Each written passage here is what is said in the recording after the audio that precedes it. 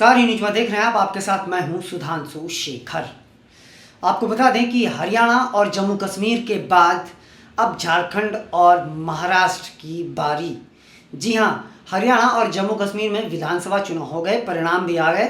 अब झारखंड और महाराष्ट्र में विधानसभा चुनाव होने हैं। इसे लेकर आज तारीखों का ऐलान हो जाएगा। जी हां, मुख्य चुनाव आयुक्त राजीव कुमार 3:30 बजे प्रेस कॉन्फ्रेंस कर यह जानकारी देंगे कि झारखंड में कितने फेज में विधानसभा चुनाव होंगे, जबकि महाराष्ट्र में कितने फेज में चुनाव कराए जाएंगे।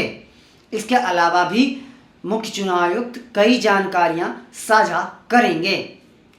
आपको बताते चलें कि हरियाणा और जम्मू कश्मीर के बाद इन जो है झारखंड और महाराष्ट्र में विधानसभा चुनाव का ऐलान होना था, क्योंकि इन चारों राज्यों में इसी साल विधानसभा चुनाव होने थे, जिसमें कि 2 राज्यों में विधानसभा चुनाव हो गया था और 2 में अभी बाकी था। तो आज दोनों राज्यों में विधानसभा चुनाव के लिए जो तारीख है उसका ऐलान कर दिया जाएगा।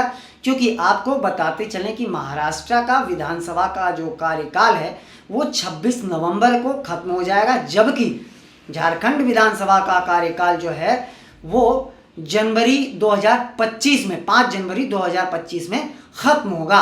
तो उससे पहले यानी कि आप कह सकते हैं कि ये झारखंड में तो 1 महीने पहले ही विधानसभा चुनाव यानी कि हो जाएंगे, लेकिन महाराष्ट्र में जो है विधानसभा का कार्यकाल वो समाप्त हो जा रहा है।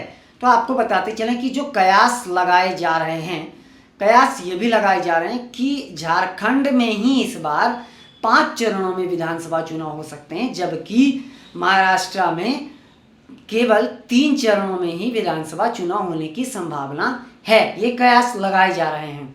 आपको बता दें कि महाराष्ट्र में 288 विधानसभा सीट है, जबकि झारखंड में 81 विधानसभा सीट है।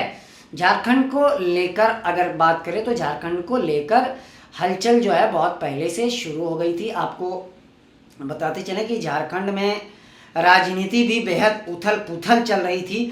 हर दिन कुछ न कुछ नई चीज़ें झारखंड की राजनीति में देखते आ रही थी। तो आपको यह भी पता होगा कि झारखंड की राजनीति हमेशा से उथल पुथल ही रही है, लेकिन आजकल कुछ ज़्यादा ही चल रहा था। तो आपको बता दें कि कल जो है असम के मुख्यमंत्री हेमंत बिस्वा ने एक बयान दिया था। उन्होंने कल ही कह दिया था आज के बारे में कि कल जो है झारखंड और महाराष्ट्र में विधानसभा चुनाव के ऐलान हो जाएंगे, तारीखों का ऐलान हो जाएंगे। इसे लेकर अब जेएमएम जो है वो भारतीय जनता पार्टी को लगातार घेरने में लगी हुई है कि बीजेपी को चुनाव आयोग की अंदरूनी बातें कैसे पता कि चुनाव कब होने जा रहे हैं। तो उन्होंने भारतीय जनता पार्टी और चुनाव आयोग पर आरोप भी लगाए हैं। हालांकि फिलहाल ये सब बात की बात है, लेकिन फिलहाल जो है 3:30 बजे मुख्य चुनाव आयुक्त प्रेस कॉन्फ्रेंस करने जा रहे हैं, जिनमें वो बताएंगे कि किस राज्य में कितने चरण में मतदान होने हैं, कब कब मतदान होने हैं और परिणाम कब घोषित किए जाएंगे। फिलहाल सभी राजनीतिक दल पहले से ही चुनावी तैयारियों में जुटी हुई थी। अब वो तैयारियां और जोर शोर से चलेगी। तो आज से जो है दोनों राज्यों में चुनाव आयुक्त का जब जैसे ऐलान हो जाएगा तारीखों का, उसके बाद हर दल जो है अपने अपने राजनीतिक जो गठजोड़ है और उम्मीदवारों को लेकर मंथन करने में जोर शोर से जुट जाएगी। आपको बता दें कि महाराष्ट्र में अभी राजनीति जो है, महाराष्ट्र की राजनीति हाल में 2 दिन पहले जो बाबा सिद्दीकी की हत्या हुई है उसको लेकर भी वहाँ की राजनीति गर्म है। विपक्ष लगातार भारतीय जनता पार्टी पर हमला कर रही है, जबकि जेएमएम झारखंड में भारतीय जनता पार्टी पर लगातार हमलावर है। कि इससे पहले आपको बता दें कुछ दिन पहले मुख्यमंत्री हेमंत सोरेन हालांकि विधानसभा चुनाव को लेकर लगातार तैयारियों में जुटे हुए थे। बहुत पहले से वो लोगों से मिलजुल रहे हैं, जगह जगह सभा को संबोधित भी कर रहे हैं। भारतीय जनता पार्टी भी जनता से लगातार जुड़ने के प्रयास में है। कई भारतीय जनता पार्टी के वरिष्ठ नेता लगातार झारखंड दौरे पर हैं।